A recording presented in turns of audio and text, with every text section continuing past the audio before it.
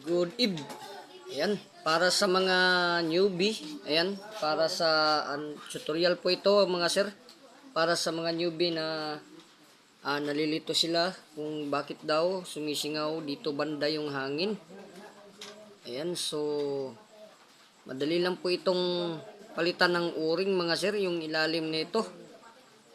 Dito sa ating mga regulator, kapag dito na lumalabas yung hangin, ang ibig sabihin po niyan ay yung o-ring niya doon sa kanyang pinaglalagyan ng kanyang mga bars disc. So, once na magtatanggal tayo nito, luwagan mo muna natin ito mga sir.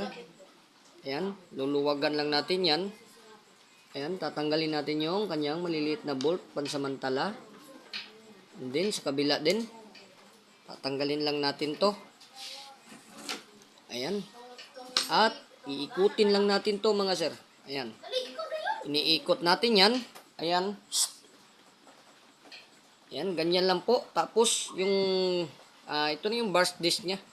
Minsan matigas itong tanggalin, kaya gagamitan natin to ng saba mo. Gagamitan natin to ng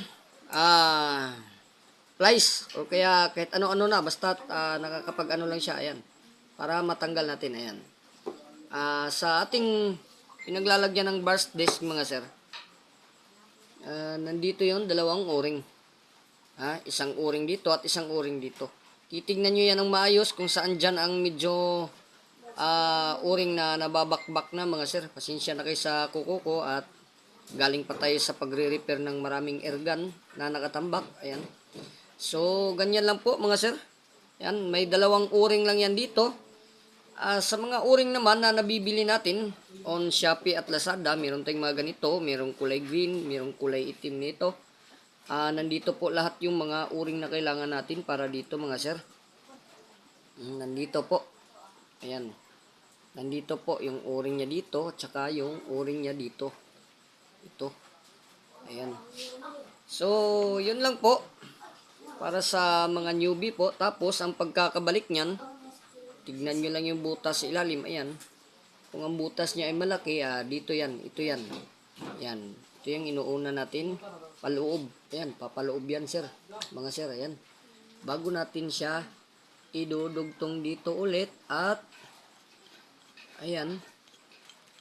Ilalagay na natin. At, syempre, huwag natin kalimutan yung kanyang pinaka-boltahe na maliit. Yung kanyang bolt ng mga maliliit. Alin bolt.